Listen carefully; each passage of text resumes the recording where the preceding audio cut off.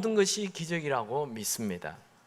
제가 이 세상에 태어난 것이 기적이고, 지구가 도는 것이 기적이고, 저 태양에 아무도 가스를 주입하거나 석유를 넣지 않는데도 똑같은 온도를 계속 유지하고 있다는 것도 기적이고, 우리가 호흡할 때 산소가 있어서 매일 호흡할 수 있다는 것, 이것 또한 기적입니다. 무엇보다도 우리에게 가족이 있다는 것, 기적입니다. 별로 기적이 아닌가 보죠? 짐입니까?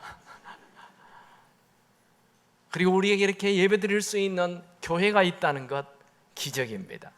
무엇보다도 우리가 예수를 믿음으로 천국 간다는 것, 기적 중에 기적입니다. 매일 하늘에서 쏟아지는 기적을 경험하고 누리는 사람을 볼 수 있는가 하면, 매일 내 능력 안에 갇혀서 짜증이고 불평이고 두려움 속에 사는 사람도 있습니다. 오늘 말씀을 통해 하나님이 여러분에게 부어주시는 그 모든 것이 기적이 되기 바랍니다. 우리가 믿는 하나님은 기적의 하나님이십니다. 말씀 한마디로 천지를 창조하셨고 홍해를 가르시고 길을 내시는 분이십니다.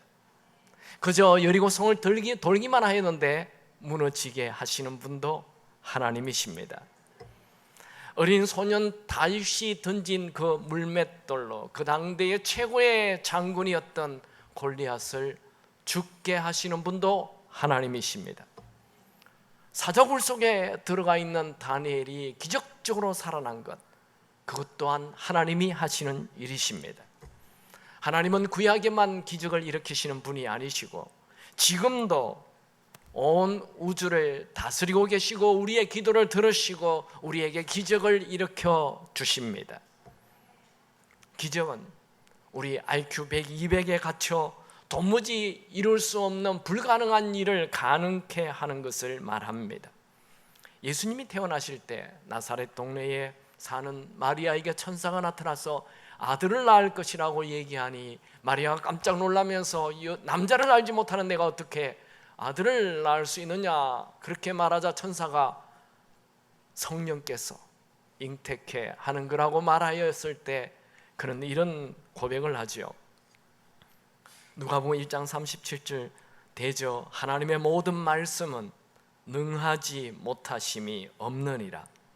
맞습니다. 나는 할 수 없지만 하나님은 모든 것을 하실 수 있습니다. 예수님은 하나님의 아들로서 하나님이 하신 일을 다 하십니다. 요한은 예수님에 대해 요한복음에서 7가지 기적을 소개하며 기적이라 하지 않고 표적이라고 말했습니다. 표적은 그냥 불가능한 일을 하나님이 행하셨다라는 기적을 넘어 그 기적이 하나님의 아들이라는 사인, 표적이라는 것입니다. 첫 번째 표적은 물이 변하여 포도주로 바뀌는 것이지요. 예수님이 하나님의 아들이심을 드러내는 사건입니다. 두 번째 표적은 헤롯 왕의 신하의 아들이 죽어가자 예수님을 찾아와서 죽어가는 자기 아들을 살려달라고 예언할 때에 예수님께서 너희 아들 다 낳았다 말씀하시자 즉시 지금 예수님이 계신 그 가나에서 32km나 떨어진 가브나움에 죽어가는 그 아들이 낫게 되는 기적이 일어났습니다. 이것은 공간을 초월해서 기적을 일으키시는 예수님을 얘기합니다. 우리 예수님은 시간과 공간을 초월하여 기적을 일으키십니다. 2000년 전에 기적을 일으키신 예수님은 시간을 초월하여 오늘 기적을 일으키십니다. 2000년 전에 갈릴리 땅에 기적을 일으키셨던 예수님은 공간을 초월하여 오늘 이 장소에서 기적을 일으키십니다. 두 번째 기적과 세 번째 기적은 질병을 치유하는 기적인데, 세 번째 기적은 베데스다 연못 38년 된 꼼짝도 못하는 만성질환자가 일어나라 말씀하자 치유된 것이지요. 오늘 본문에 보게 되는 네 번째 기적, 표적은 오병이어로 5,000명을 먹이는 사건, 즉 자원 결핍을 가능하게 풍성하게 만드시는 표적입니다. 예수님을 하나님의 아들로, 즉 내 삶의 주인으로 모시면 이런 놀라운 기적이 일어나게 됩니다. 여러분들이 기적의 구경꾼이 아니라 기적의 주인공이 되시기 바랍니다. 이제 말씀을 보죠. 1절 2절을 같이 읽습니다. 요한복음 6장 1절 2절. 그 후에 예수께서 디베라의 갈릴리 바다 건너편으로 가시매 큰 무리가 따르니 이는 병자에게 행하시는 표적을 보았음이로라. 이게 그 후에는 언어에는 이것들 후에라고 되어 있습니다. 그러니까 요한복음 5장에 나오는 38년 된 환자의 병을 포함한 여러 가지 질병을 치유한 이후를 말합니다. 예수님은 우리의 모든 질병을 고치시는 하나님의 아들이십니다. 예수님은 우리의 모든 부족을 채워주시는 하나님의 아들이십니다. 예수님은 우리의 모든 문제를 해결하시는 하나님의 아들이십니다. 예수님에 대한 소문은 순식간에 유대 땅 갈릴리 전체에 퍼집니다. 예수님 당시에 갈릴리 사람들은 주로 갈릴리 서부에 살았습니다. 근데 예수님은 너무 많은 사람들이 몰려오니까 배를 타고 갈릴리 동부로 옮기십니다. 그곳에 가서 좀 쉬시려고 하는 곳이지요. 그런데 사람들이 그곳에 너무 많이 몰려왔어요. 오늘 본문에 보니까 오병이어로 5,000명이 먹었다고 기록하는데 그 남자 장정만 기록한 것입니다. 그러니까 어린아이와 엄마까지 다 포함하면 2만 명의 사람이 좋게 몰려온 것이죠. 그 예수님 당시에 갈릴리 사람들의 인구 숫자가 약 4만 명 정도밖에 되지 않습니다. 그런데 2만 명이 몰려왔다는 것은 그 갈릴리 지역에 사람 반 이상이 몰려왔다는 것입니다. 엄청난 사람들이 예수님에게 몰려왔습니다. 그 다음 5절을 같이 봅니다. 예수께서 눈을 들어 큰 무리가 자기에게로 오는 것을 보시고 빌립에게 이르시되 우리가 어디에서 떡을 사서 이 사람들을 먹이겠느냐 하시니, 예수님의 12제자 중 빌립에게 우리가 어디에 가서 이 떡을 사서 먹이겠느냐 물었어요. 왜 하필 빌립입니까? 두 가지 이유입니다. 첫 번째는 빌립은 그 겟세마네 동산, 지금 예수님이 계시는 그 사람들이 몰려온 그곳의 사람입니다. 고향이 벳세다입니다. 그리고 빌립은 굉장히 이성적인 사람이었습니다. 생각이 빠르고 계산이 빠른 사람이었습니다. 그는 논리적이고 이성적인, 순간적으로 계산을 합니다. 이 정도의 사람을 먹이려면 200데나리온이 있어도 부족하다 말하지요. 6절 7절을 같이 읽습니다. 이렇게 말씀하심은 친히 어떻게 하실지를 아시고 빌립을 시험하고자 하심이라. 빌립이 대답하되 각 사람으로 조금씩 받게 할지라도 200데나리온의 떡이 부족하리다. 예수님 당시 한 데나리온은 노동자의 하루치 월급입니다. 그러니까 200데나리온이라는 것은 약 7개월치 노동자의 임금을 얘기합니다. 우리 한국으로 지금 계산을 한다면 한국의 노동자가 하루에 10만 원을 번다고 생각하면 이 한 달에 300만 원, 7달이니까 2,100만 원 정도의 돈이 있어야 이 사람들을 먹일 수 있는데 그것으로도 부족하다고 말하였습니다. 여러분이 예수님을 주인으로 모셨습니까? 그러면 부족함이 없는 삶을 살게 될 것입니다. 이 빌립은 예수님이 하나님의 아들이다 라는 것을 알고 있지만, 예수님의 수많은 기적을 일으켰다라는 것을 알고 있지만, 그의 생각은 자기의 이성적인 생각에 갇혀 있는 것이죠. 여러분의 인생에 기적이 일어나기를 원하십니까? 그렇다면 첫 번째, 내 이성을 뛰어넘는 믿음을 가져야 합니다. 빌립은 예수님을 따라다니면서 수많은 기적을 보았지만 예수님을 하나님의 아들로, 즉 자기의 주인으로 아직 모시지 않았어요. 그저 예수님 곁에 있을 뿐입니다. 지금 빌립은 예수님의 설교를 직접 들었어요. 예수님의 수많은 기적 능력을 많이 보았어요. 그래도 예수님을 바로 곁에 두고도 돈이 부족합니다, 빵이 부족합니다, 그렇게 말을 하고 있습니다. 여러분들이 정말 예수님을 내 주인으로 모셨다면 여러분의 입술에 부족합니다, 안 됩니다, 이런 비관적인 생각을 버려야 합니다. 예수님이 주인이 되면 내게 능력 주시는 자 안에서 모든 것을 할 수 있습니다 라는 말이 나와야 하는 것이죠. 다윗은 언제나 그의 생애에 무슨 일을 하든 어떤 일을 만나든 항상 소망을 품고 산다 말하였습니다. 시편 71편 14절에 보면 나는 항상 소망을 품고 더욱더 주를 찬송하리로다.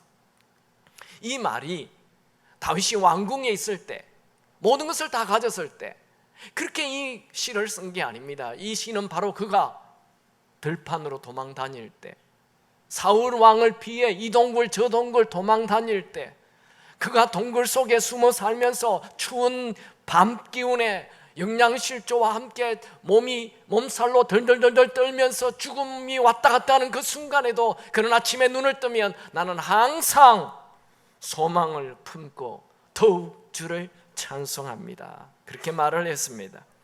여러분, 인류의 위대한 일을 이룬 사람은 다 믿음을 가진 자입니다. 나는 할 수 없지만 나의 주인이신 예수님은 하실 수 있습니다. 여러분이 예수님을 믿는다면 예수님의 말씀 앞에 할 수 없다 말하지 마시고 믿음으로 액션, 시도를 하시기 바랍니다. 마가복음에 보면 예수님께서 제자들에게 똑같은 이 사건을 다르게 표현하고 있습니다. 너희가 먹을 것을 주라 이렇게 말씀합니다. 마가복음 6장 37절 대답하여 이르시되 너희가 먹을 것을 주라 하시니 여짜오되 우리가 가서 200데나리온의 떡을 사다 먹으리까. 빌립은 예수님께서 배고픈 자들에게 먹이라고 말할 때 200데나리온으로도 부족하다 말하였습니다. 그는 자기 생각에 갇혀있는 비관적인 삶을 사는 사람입니다. 그는 늘 이성이 앞섭니다. 늘 계산이 앞섭니다. 그래서 비관적인 것이죠. 그에겐 자원이 부족한 것이 아니라 믿음이 없는 것입니다. 생각이 가난한 것입니다. 그의 말이 가난한 것입니다. 그 말은 자기에 갇혀 사는 사람이란 말이지요. 여러분, 말이 중요합니다. 큰 배를 움직이는 키가 바로 말과 같은 것이죠. 말이 비관적인 사람은 비관적인 인생을 삽니다. 말이 소망적인 사람은 소망이 넘치는 인생을 삽니다. 여러분, 인생을 살다가 예수님께서 감동을 주시면 믿음으로 시도하시기 바랍니다. 이 세상에 제일 초라한 사람은 언제나 자기라는 이 한계에 갇혀 아무것도 모험하지 않는 사람입니다. 모험하지 않는 인생이 가장 큰 모험이다, 이런 말이 있죠. 무슨 말입니까? 인생은 모험을 하지 아니하면 그냥 초라한 인생을 마치고 마는 아주 위험한 인생이 되고 만다는 거죠. 여러분, 지금 나의 수준에 머물러 있지 마시고 내 한계에 갇혀 있지 마시고 내가 주인 되어 내 이성 안에 갇혀 살지 마시고 예수님을 주인으로 모시고 믿음으로 무한한 세계에 도전할 수 있게 되기 바랍니다. 여러분, 기적을 경험하고 싶습니까? 그렇다면 안 된다, 못한다, 부족하다 말은 버리시고 믿음의 말을 하시기 바랍니다. 여러분, 산을 옮기는 위대한 기적은 언제나 믿음에 의해 좌우됩니다. 여러분, 리더십 훈련을 하면 리더십 제일 꼭대기가 뭔 줄 아세요? 리더십의 제일 꼭대기는 믿음입니다. 믿음 있는 사람은 강력한 리더가 될 수 있는 것이죠. 두 번째, 기적이 일어나려면 내 것을 예수님 손에 드려야 합니다. 8절 9절을 같이 읽습니다. 제자 중 하나 곧 시몬 베드로의 형제 안드레가 예수께 여짜오되 여기 한 아기가 있어 보리떡 5개와 물고기 2마리를 가지고 있나이다. 그러나 그것이 이 많은 사람에게 얼마나 되겠사옵나이까. 우리는 이 오병이어의 기적을 들으면서 안드레가 대단한 사람인 것을 알고 있지만 이 본문을 자세히 읽어보면 이 안드레는 그렇게 대단한 인물이 아닙니다. 그가 빌립은 계산으로 안 된다고 얘기하고 안드레는 물고기 그 오병이어를 들고 와서 예수님 이거로 한번 해보시죠 이렇게 했더라면 정말 안드레는 대단한 믿음의 사람입니다. 근데 그가 이 물고기를 가져와서 오병이어를 가져와서 하는 말을 보십시오. 뭐라고 얘기합니까? 이것이 이 많은 사람에게 얼마나 되겠사옵나이까. 이 말 안 했으면 대단한 믿음의 사람인데 이 말을 한 것을 성경은 정확하게 기록하고 있습니다. 즉 안드레도 우리와 비슷한 그런 수준의 사람이라는 것이지요. 너무나 평범한 사람입니다. 정말 위대한 사람은 누굽니까? 바로 이름이 없는 어린 아이입니다. 그 아이는 보잘것없는 자기 도시락을 내어놓습니다.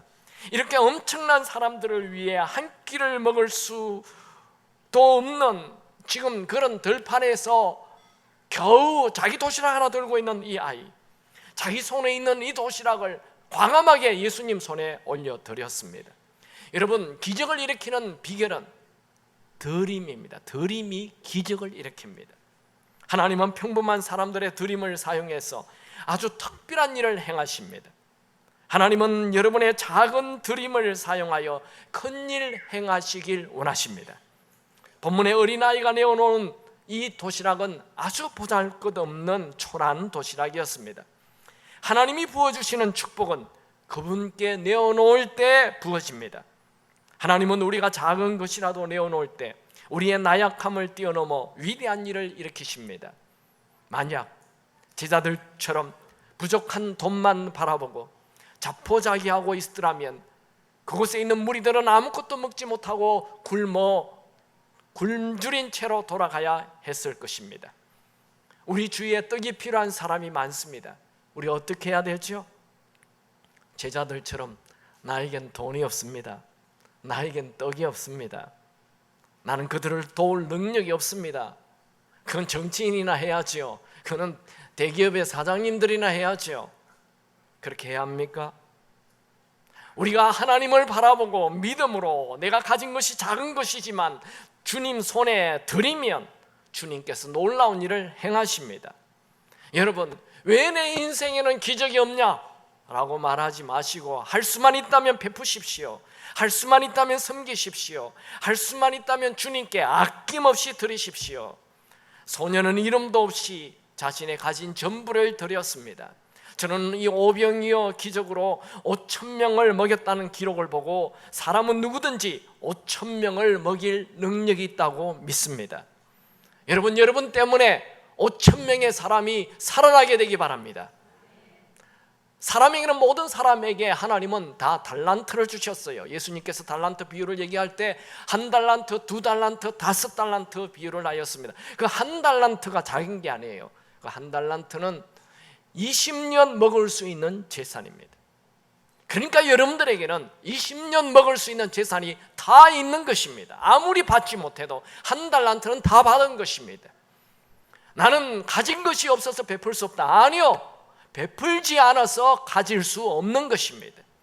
베풀면 하나님은 하늘의 문을 여시고 무한한 하늘의 자원을 부어주실 것입니다. 부산에 사는 한 군사님은 불신자인 친척이 찾아와 가지고 자신에게 돌산이 하나 있는데 이거 가져가시고 돈 몇 천만 원만 달라고 했습니다. 졸라댔습니다. 이 군사님은 그 가족들에게 예수 잘 믿는 군사님으로 소문이 나 있습니다. 그 아무짝에 쓸모없는 버려진 산입니다. 군사님은 예수를 믿으라고 권하고 그 산을 사주었습니다. 몇십 년의 세월이 지나고 군사님이 은퇴할 즈음에 그 산으로 도로가 나서 몇십억 원을 받게 되었습니다. 참 놀라운 일이었습니다. 이런 얘기를 들으면 나에게는 그런 돌산 주는 사람 없냐? 또 얘기하는 분이 있는데, 여러분 평소에 베푸시기 바랍니다. 평소에 섬기시기 바랍니다. 평소에 나누시기 바랍니다. 별로 아멘을 안 하군요. 다시 해볼까요? 평소에 섬기시기 바랍니다. 평소에 베푸시기 바랍니다. 평소에 나누시기 바랍니다. 평소에 드리시기 바랍니다. 여러분이 섬길 때 하나님은 예측할 수 없는 엄청난 것으로 부어주십니다.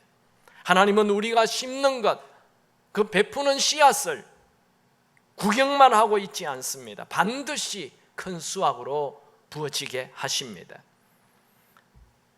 후하게 베푸는 사람은 더 많이 얻지만 인색하게 구는 사람은 가난해질 뿐이다. 잠언 11장 24절 쉬운 성경.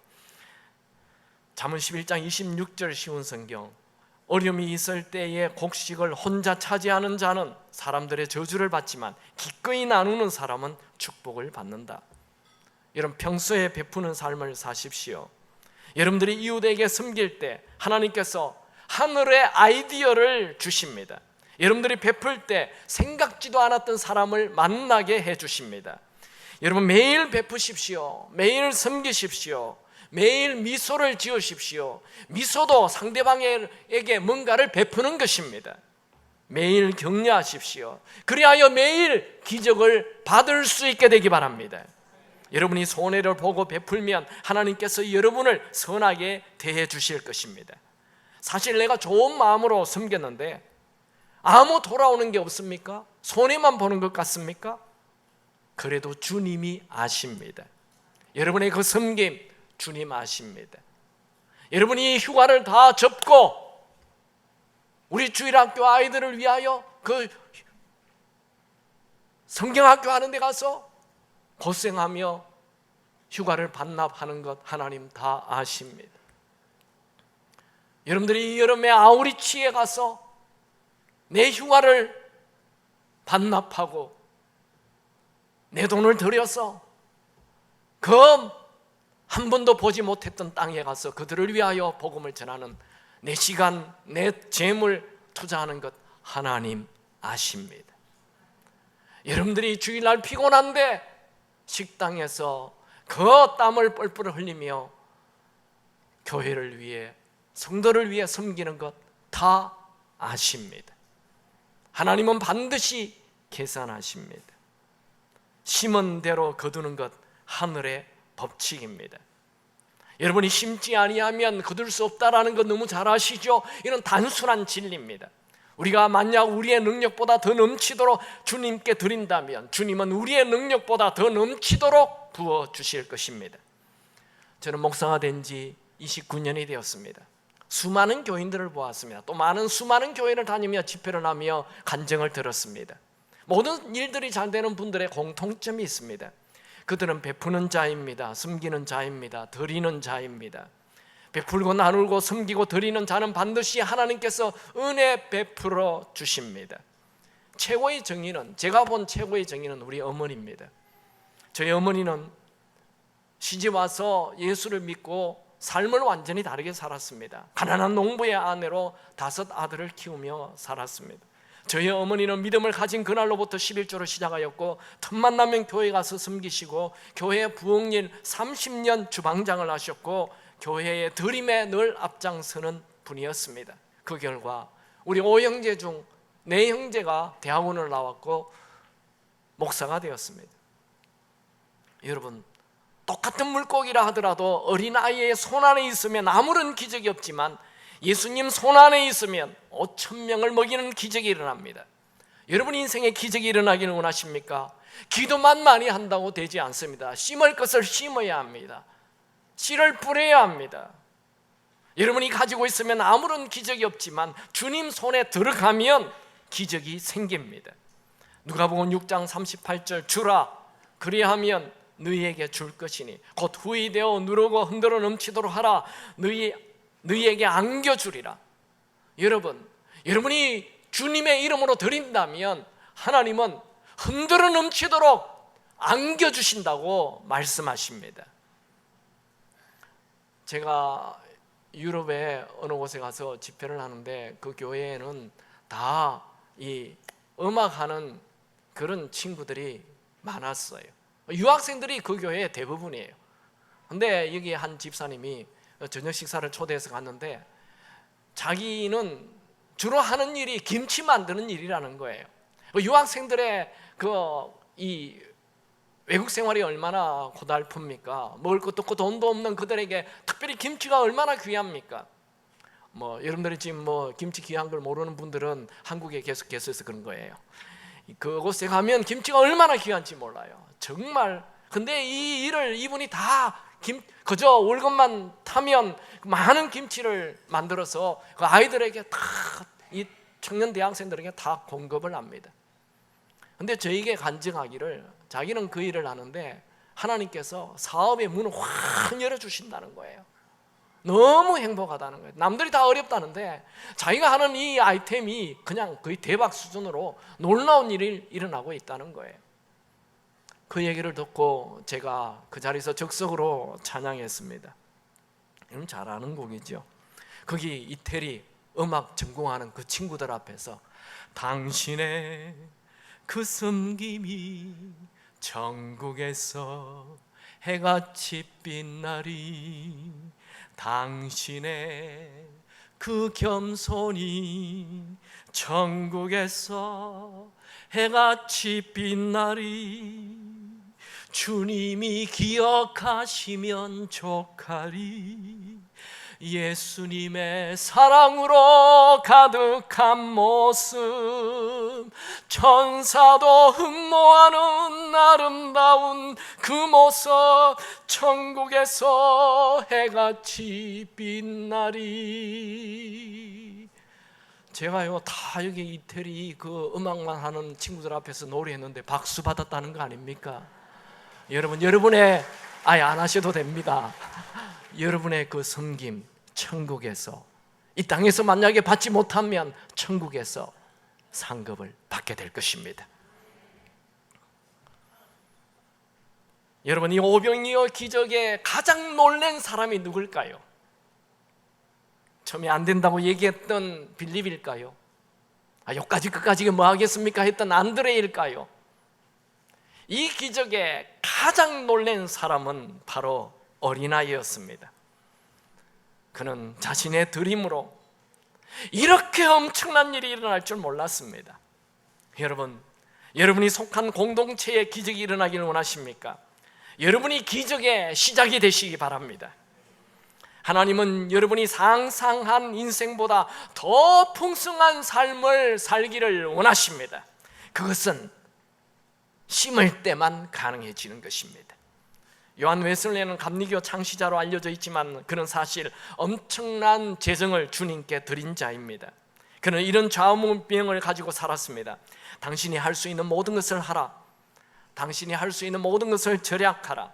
당신이 할 수 있는 모든 것으로 주라. 그는 평생 3만 파운드를 주님께 드렸습니다. 오늘의 한화로 치면 약 180억이 됩니다. 아무도 안 놀라시죠? 그럼 주님께 드린 돈이 180억이라니까요. 기적을 원하십니까? 움켜쥐지 마시고 드리십시오. 기적을 원하십니까? 주님께 올인하십시오. 주님께 모든 것을 드릴 때 주님께서 일하십니다. 세 번째로, 기적이 일어나려면 믿음을 가지고 감사 기도를 해야 합니다. 10절 11절을 같이 읽습니다. 예수께서 이르시되 이 사람들로 앉게 하라 하시니 그곳에 잔디가 많은지라 사람들이 앉으니 수가 5,000명쯤 되더라. 예수께서 떡을 가져 축사하신 후에 앉아있는 자들에게 나눠주시고 물고기도 그렇게 그들의 원대로 주시니라. 예수님은 빵 하나 없어도 사람들을 다 앉게 하였습니다. 이것은 예수님의 믿음입니다. 그 다음 예수님은 그 작은 물고기와 보리떡을 내어놓고 축사하였습니다. 여기 물고기는 옵사리온이라는 단어인데 이 물고기는 큰 물고기가 아닙니다. 그냥 소금에 절인 아주 작은 조그만 물고기입니다. 이스라엘 사람들은 이 갈릴리 바다에서 물고기를 잡고 이렇게 큰 물고기가 잡히면 가져가고 작은 물고기가 잡히면 그건 그냥 이 해변가에 던져버립니다. 그러면 그 가난한 과부나 고아들이 와서 그 해변에 버려진 물고기를 가져가는 거예요. 그 고기가 바로 옵사리온입니다. 우리 한국으로 얘기하면 그 피레미 같은 거예요. 우리 어릴 때 그 물고기를 잡다가 피레미가 잡히면 다 던져버리잖아요. 먹지도 못하는 거예요. 그런 보잘것없는 물고기를 내어놓은 것입니다. 예수님은 그 보잘것없는 피레미 같은 물고기를 보고 축사 기도하였습니다. 축사라는 말은 감사 기도를 했다는 것이지요. 예수님은 하나님 이까지 끝까지 뭐 하겠습니까? 이렇게 하지 않았어요. 예수님은 아직 일어나지도 않는 기적을 놓고 미리 감사하였던 것이죠. 예수님은 아직 갖고 있지 않는 것에 대하여 감사하였습니다. 예수님께서 미리 감사할 때 무슨 일이 일어납니까? 11절에 보면 저희들이 원하는 대로 주셨다라고 되어 있고 12절에 보면 저희가 배부를 때까지 주셨다라고 기록되어 있습니다. 여러분, 감사 기도 이후에 폭발적인 기적이 일어난 것은 우연이 아닙니다. 그 다음에 우리가 다 아는 대로 오병이어로 5,000명을 먹이고도 12광주리가 남았죠. 여러분, 어려운 상황을 만날 때 믿음을 가지고 감사할 수 있게 되기 바랍니다. 믿음을 가지고 감사 기도할 때 원하는 대로 주시고 풍족히 주십니다. 여러분, 무슨 일을 만나든지 믿음을 가지고 미리 감사할 수 있게 되기 바랍니다. 상황이 어려울 때 감사할 수 있다는 것은 믿음이 없다면 불가능한 일입니다. 믿음은 자원고갈을 뛰어넘어 하나님의 풍요함에 연결시켜 줍니다. 그래서 감사를 기적으로 가는 통로라고 말합니다. 언젠가 시중에 시크릿이라는 그 책이 온 서점가를 강타한 적이 있습니다. 그 책의 내용은 딱 하나예요. 감사하면 시크릿, 비밀이 열린다라는. 그 사람들은 예수를 믿는 사람이 아니기 때문에 그들은 뭐라고 얘기하느냐면 감사하면 우주의 어떤 힘이 와서 그 비밀이 열린다 이렇게 얘기하는데, 그것은 성경을 약간 흉내내는 것입니다. 성경은 감사는 하나님의 뜻이라고 얘기합니다. 감사하면 하늘 문이 열립니다. 감사하면 기적이 일어납니다. 왜요? 그건 믿음이 있다는 얘기이기 때문에 그렇습니다. 여러분, 어떤 일을 만나도 아무리 어려운 일이 있어도 감사할 수 있게 되기 바랍니다. 감사는 우리의 삶을 풍성하게 만들어줍니다. 감사는 우리의 삶의 어둠을 물러가게 하고 빛이 들어오게 합니다. 여러분, 우리의 창고는 회사에 있지 않아요. 우리의 창고는 내 사업에 있지 않아요. 우리의 창고는 하늘에 있는 것입니다. 감사로 하나님의 마음을 여시기 바랍니다. 예수님은 제자들이 부족하다고 하고 이것 가지고 뭐 하겠느냐 할 때 감사 기도를 하였습니다. 아무도 감사할 수 없는 상황에서 하나님께 감사하는 그 사람이 바로 하늘의 자원을 끌어쓰는 자가 됩니다. 여러분, 자원이 고갈되었습니까? 재정이 부족합니까? 돈이 없습니까? 부족하다 말하지 말고 이까지 그 가지고 뭐 하겠느냐 말하지 마시고 믿음으로 감사하시기 바랍니다. 빌립보서 4장 6절에는 기도 응답의 비결이 나와 있습니다. 아무것도 염려하지 말고 오직 모든 일에 기도와 간구로 너희 구할 것을 감사함으로 하나님께 아뢰라. 기도 응답의 비결은 바로 열심히 기도하는 데 있는 것이 아니라 감사하는 것입니다.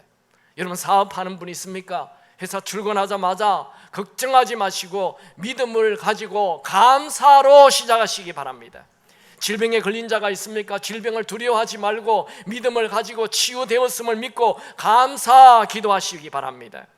감사 기도하는 자는 치유가 급속히 임하게 될 것입니다. 여러분, 불가능한 일을 만났습니까? 여러분, 상황이 어렵습니까? 자원이 고갈됐습니까? 돈이 말랐습니까? 여러분의 힘으로 안 됩니까? 모든 사람이 떠났습니까? 빈 들판에 서 있는 것 같습니까? 불가능의 늪에 빠진 것 같습니까? 포기하지 말고 믿음으로 진심으로 감사하십시오. 아무것도 염려하지 말고 하나님을 찾고 감사하십시오. 하나님의 창고는 보화가 가득합니다. 여러분, 내 능력에 갇혀 살지 마십시오. 내 계산에 갇혀 살지 마십시오. 이 오병이어로 5,000명을 먹인 사건은 예수님이 하나님의 아들 되심을 드러내는 표적입니다. 예수님이 하나님의 아들이라는 것은 예수님이 내 주인이라는 말입니다. 예수님이 내 주인이 되면 언제나 기적이 일어납니다. 예수님이 내 주인이 되면 모든 것이 다 부족한 것이 풍성한 것으로 바뀌게 됩니다. 예수님이 내 주인이 되면 모든 것이 다 기적입니다. 저희 교회에 언젠가 셀을 구성했는데 제가 이 얘기를 몇 번이나 했습니다. 이상하게도 그 셀 네 커플이 다 아기가 없는 사람이었어요. 1년 결혼한 지 1년, 3년, 5년, 7년. 그 셀장이 우리 최민수 집사님이었는데 그 1년 동안 우리는 아기를 달라고 기도합시다. 그래서 모일 때마다 아기를 달라고 기도했는데 정말 12월까지 세 커플이 다 임신을 해버렸어요. 기적입니다. 근데 한 커플만 임신이 안 됐어요. 그 셀장이에요. 셀장이 얼마나 마음이 부담이 크겠어요. 내가 믿음이 제일 없나 보다. 근데 12월에 그 최 집사님이 아기가 임신됐어요. 여러분, 하나님은 왜 그렇게 하셨을까요? 너는 12월까지 버틸 수 있는 믿음이 있다 생각하신 거예요. 믿음 있는 사람은 지금 응답 없어도 절망하지 않습니다. 여러분, 믿음을 가지십시오. 절망하지 마십시오. 지금 응답 없어도 절망하지 않기 바랍니다. 계속 기도할 수 있게 되기 바랍니다. 어떻게? 감사함으로. 여러분, 폐경이 된 90세 할머니 살아도 임신하게 하신 하나님 믿습니까? 저는 우리 교회 어떤 불임 가정이라도 다 아기 가지게 되길 축원합니다. 여러분 앞에 막혀 있는 그 절망의 벽을 기적의 망치로 부수기 바랍니다. 말씀을 정리하겠습니다. 여러분, 자원이 고갈되었습니까? 재정이 부족합니까? 기적이 필요합니까? 첫 번째로, 기적이 일어나려면 IQ 100, 200의 이성을 넘어 믿음을 가지십시오. 지금의 어려운 상황에 대해 비관적으로 생각하지 말고 하나님을 바라보고 믿음으로 기대하시기 바랍니다. 빌립처럼 부족하다, 안 된다, 못한다 말하지 마시고 내 인생의 주인이신 예수님을 믿고 할 수 있다 말을 하시고 염려를 버리고 기대를 가지시기 바랍니다. 두 번째로, 기적이 일어나려면 내 것을 주님께 드리십시오. 기적은 드릴 때 일어납니다. 마치 펌프질을 할 때 마중물을 부어야 땅에 있는 그 지하수가 쏟아져 나오듯이 내 것을 주님께 드리면, 주님 손에 드리면 하늘에 무한한 자원이 부어집니다. 여러분이 주님께 드리면 주님께서 일하기 시작하십니다. 세 번째로, 기적이 일어나려면 믿음을 가지고 감사하십시오. 감사는 기적을 불러오는 통로입니다. 저는 오늘 도무지 치유 불가능한 질병이 치유되기 바랍니다. 오늘 도저히 해결 불가능해 보이는 문제가 해결되기 바랍니다. 오늘 아무리 해도 회복되지 않는 인간관계가 회복되시길 축원합니다. 우리 같이 기도하고, 찬양하고 뜨겁게 기도할까요?